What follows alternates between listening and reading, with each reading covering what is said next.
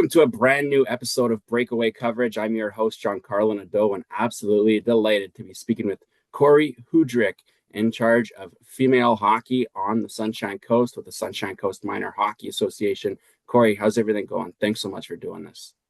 Great. Thanks for having me. It's a pleasure to have you on board, and I'm really looking forward to speaking with you. I just want to know how you first got involved with hockey. Well, how I got involved in hockey is I became a hockey mom. So my kids actually got me involved. And yeah, so as every kind of hockey parent is, you become a parent of a hockey player and then you start volunteering and then you just never leave. So that's how I got involved with Sunshine Coast Minor Hockey. Now, obviously, you're more than just a hockey mom, more than just a hockey parent. You're the director of female hockey on the Sunshine Coast. What does that mean to you, and kind of how did you get into that role? So yeah, that role, we had to kind of create that role actually, because when my daughter started playing hockey back in 2018, she started with the first shift program. We didn't have female teams on the coast, and so they started and in the integrated side of things, and then we planned a little jamboree for all the girls at that U9 age group with Powell River, and after that little jamboree, the girls were like, "Can we do this every weekend?" And we're like, "Yeah, sure, why not?" So that's kind of where this whole role kind of started, and we created the role, and it's just been growing ever since. I really want to talk to you about that first shift program because I feel like it doesn't get enough recognition and attention that it deserves. So, for somebody that doesn't quite know what it is, how would you explain it? So First Shift is a program that Bauer actually puts on, and they come into communities. Any community, any association can kind of apply to have that program each year, and it's great. It allows the kids to learn the game. They get gear all included in the cost, and yeah, I think it's a 6 weeks program, and then they just get introduced into their minor hockey in their area, and yeah, it's a great program actually, really I good. love it. I love it. I've had a chance to not experience it, obviously, but witness it, and it's absolutely fantastic. Everything that's going on over there and with that program. Um, I'm just curious to know, when was the moment you realized that girls truly need more space in this game? It would have been at that jamboree. It was, I know it, like I will never forget. It was in March. It was of 2019, and those girls came off of the ice, lots of smiles, and they just like the energy was you. You just think of like a little girl's birthday party, all hyped up on sugar, excited. Like that is what that dressing room felt like after. And when I asked, I just remember saying, "Hey, did we all have fun?" And they said yes. And one girl jumped up and said, "Can we do that every weekend?" And I was like, "Well, why not?" And that's how it all started. And that was where we just saw a very different. Just the fact that they were comfortable and engaging and going after the puck and just playing, and if one fell down, they like helped each other up, and they just it was quite a thing to see, and it was right then you knew that this is what our association needed, and this is what the girls needed. Love to know some of the challenges that you were faced with when you first launched some of these programs. Well, for us being a smaller association, making sure we had enough girls for the team. And the first year was great. We actually had about 3 age groups. So we had to kind of combine. We had to pull some U9s up to play on the U11 team and to create that, just to be able to create a team for that first season. And yeah, we went in there not knowing what to expect, and they did amazing. Actually brought home a banner. So they did great in that first season. And then COVID hit. And so that was a huge problem, because now you can't have these try hockey programs. You can't do any of that, right? And so we did see a little bit of although that was a bit of an issue, it also actually did help us, because it allowed us to the following year have 2 teams that were small teams, because we knew we weren't playing games. We weren't really allowed to do any of that stuff. So we could have 2 female teams that were only about 10 each, and they were able to practice and learn and have some people kind of start within that COVID year because kids just wanted to get out, be able to get out of the house and do something. Um, so even though it was a setback, it actually, looking back now, did allow us to grow and have two teams that year too. So, but yeah, no, just making sure we have kids, girls that are on the coast and being able to fill those teams. I was just going to kind of ask you this, and you did kind of answer it already, but maybe I'll get you to reflect on it a little bit more. With COVID, it hit everybody, it affected everybody a little bit differently. Do you feel like it kind of stalled the girl programs at the moment, at least, in terms of trying to get bigger and bigger, knowing that you had to kind of keep your numbers low? Um, it's funny because looking back on it and like, when I started this, I kind of put together like a 5 year kind of business plan for say on what I wanted the female program to look like. And, we just came up to that the end of the 5 year. And at that time I wanted a female team in U11, U13, U15, U18. And COVID did put the brakes on a little bit for that what is now this U13 age group. Just because that growth was stalled a little bit. But to be quite honest, this year we didn't have a U13 team, but we had a U9. So, we ended our 5 years with a U9, U11, U15, and U18 this year. And I actually think if COVID hadn't happened, it may have been, we're not going to get into that, but if we didn't have that little bit of a what I call the hiccup, Yeah. I think that I don't know. It would have been a push. It would have been maybe not. We may not have been able to get a team together in that age group. So it may actually have been helpful for us for the long run. I know the Sunshine Coast. I was there all of last season. Obviously, you've been there longer than that. It's a hockey community. How did the community respond when you first started advocating for girls hockey? Oh, they loved it. Absolutely loved it. We had the first season, we had all the girls had their blues female hoodies, and on the back, we had the saying, the future is female. And those girls wore those hoodies proud. Those parents, those dads, those moms. My husband still wears his original hoodie around town, and it just the feedback was amazing. People saw it. People were like, oh, and asked questions about it. And between obviously social media pages, we've got a great group of people within the social media group. Obviously, small towns, we all get our news from our local Facebook page, and they promoted. They were all behind schools. We're all behind. We had such great support, and still do. One of the first things you started talking about was making sure you have enough girls to be able to play the game. Talk to me about the growth that you've experienced from when it first started to where it is now. Yeah, we like I said, we've got last season we finished off with a team at U18, a team at U15, one at U11, and one at U9, and yeah, it was great. We do try me hockey programs twice a year. We do these camps, one in the summer, one at spring break, and usually our spring break camp, we see about 45, 40 to 50 girls join, and it's free. We give them equipment, and they come in there first day not being able to skate, and then they're whipping around there by Friday and just having a great time. And so yeah, we definitely are seeing a lot of girls, a lot more growth, and we're excited to see a team at every division this year. That's incredible. I love to hear it.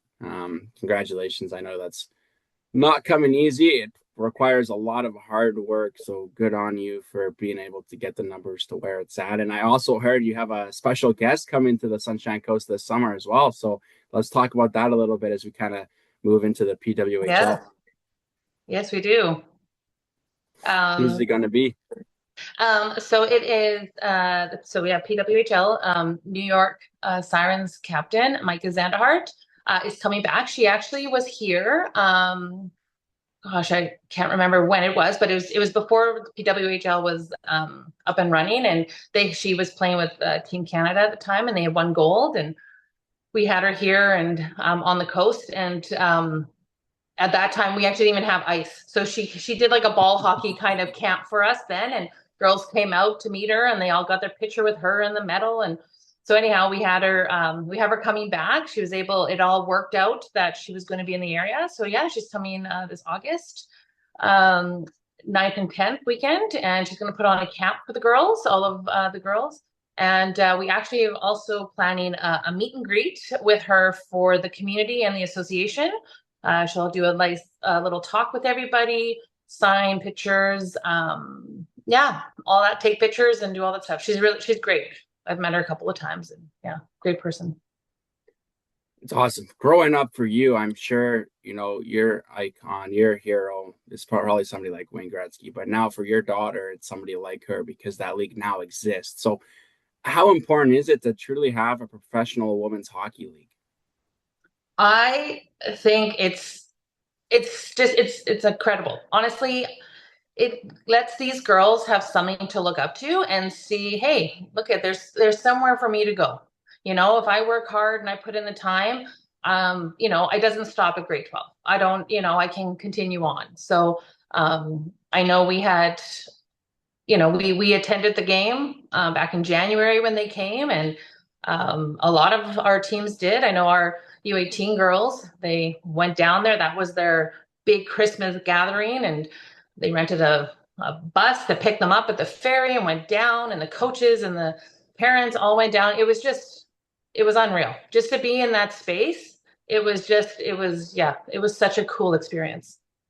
And I'm sure the excitement continues as there's going to be hockey officially starting in Yeah. Vancouver. Oh yeah, yeah. We're waiting. They're all waiting. When we're already talking as teams and coaches, and how can we make this be our first team outing, right? Bonding to get to that first game. Has the numbers of girls playing hockey increased now that the league exists? Have you noticed anything like that? Um, I don't know if I don't really know, to be quite honest. I'm interested to see what the next couple years is going to look like, since we now have a team within Vancouver. I think we've just been so focused on growing it in our little small piece of the world that I don't know if it really had any impact that way. But I feel like it's going to, for sure. More girls are going to go to that. They'll be able to, parents are going to take their kids to go see this hockey. Yeah, I think we're going to see an increase for sure. Was there a particular team that you cheered for more than any other one before you knew Vancouver was going to get one? Um, Not really. And I think because you kind of have favorites on every team, right? So Hmm. like Hmm. obviously we've known Micah for a couple of years, so it's we're cheering her on. And then, we've got cheering Toronto on. You obviously have to cheer on like Montreal, like everybody. I think you're just happy that it's happening, right? And Exactly. so, yeah, can't pick any favorites. I'm sure you've been to a Canucks game and you've already said you were at that takeover tour game at Rogers Yeah. Arena. What are the differences? Because everybody brings up the differences between a Canucks game and going to a game like that. What did you notice that was different?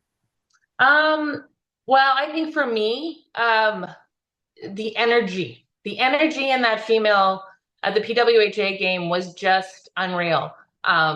Just Everyone was so happy to be there and to see this and be able to see it in person. I think that was the biggest, the biggest thing. And definitely, yeah, we've, over the years, we've gone to Canucks, we've been to the Giants, we've been to all of that, and it's fun and it's great to watch. But I think because everyone had this feeling, this is history for us, right? Like we're seeing something for the first time.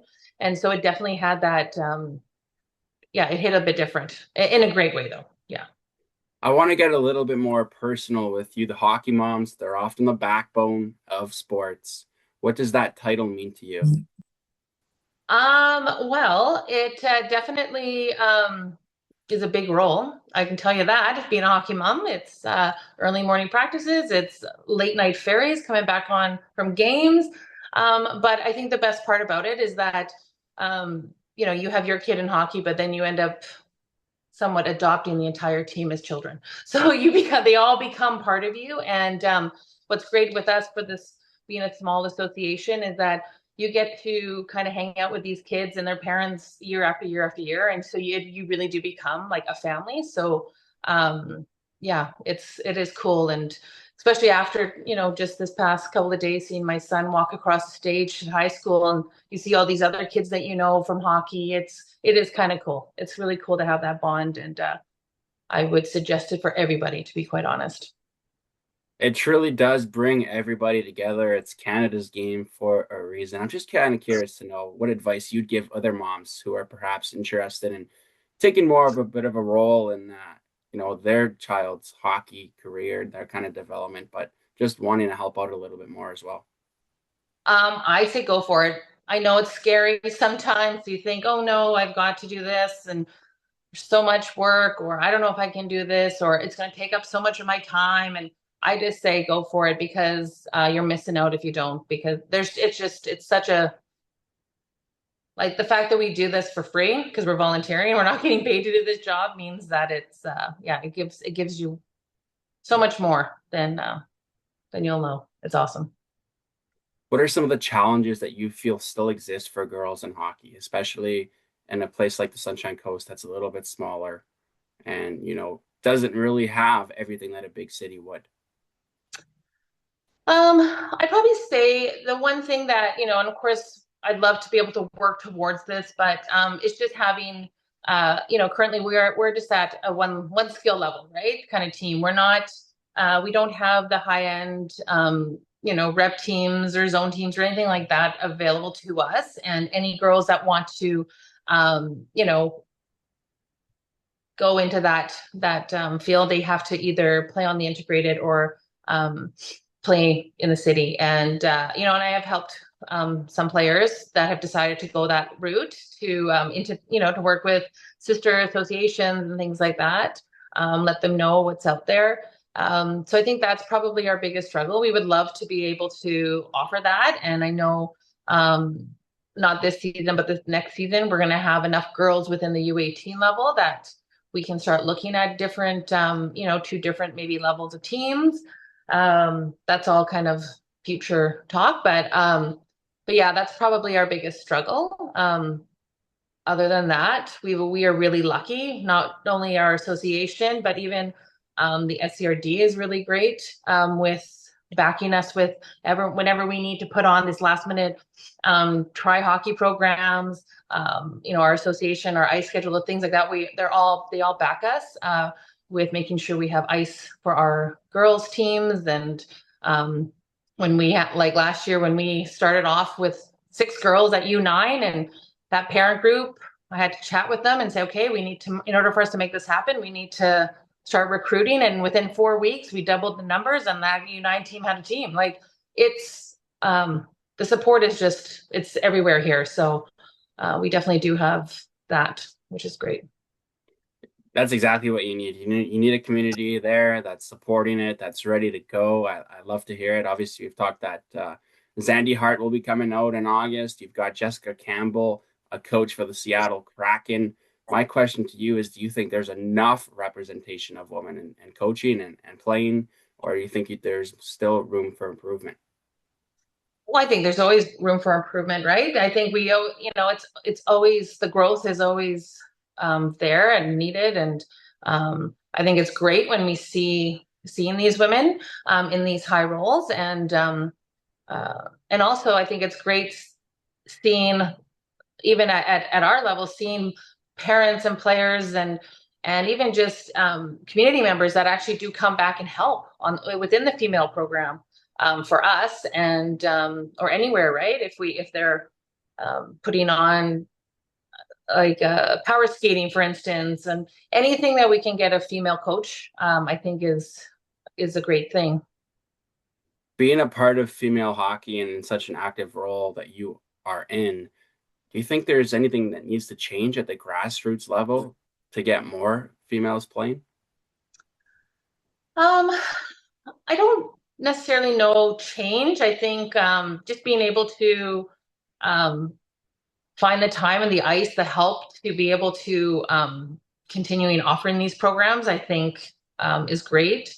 And I know not even just for us in a small, I know even in the Lower Mainland, like that is, I think, the hardest thing for people, for associations, is just finding ice and availability to Mhm. offer those programs.